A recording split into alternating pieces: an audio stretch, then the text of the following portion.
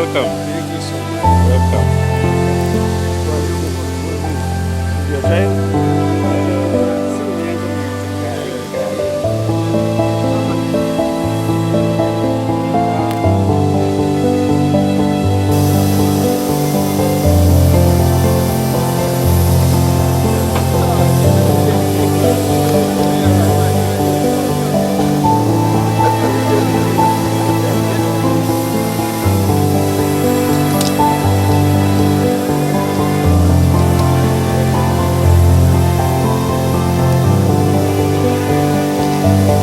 Happy that you're here.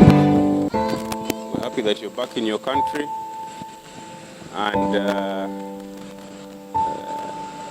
we are also happy that we were able to bring you back.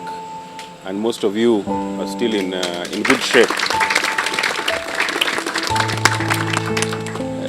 We want to thank our president. He's the one who planned all of this and supported us to help you come back. We also want to thank the government of Ethiopia very much for allowing us to use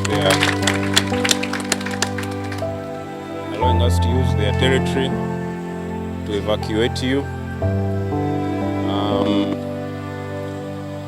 And the Uganda Airlines for flying over there and picking you up, and some officers that we worked with in special forces. So we are very grateful that you're home. We thank God that most of our people have come. Those who are the few still remaining there, we shall put in place plans to try and get them out as well. There are some medical checks if you have, for those who are not feeling well, the doctors will check you, and then there's some transportation to take you to Kampala. Thank you very much. Thank you.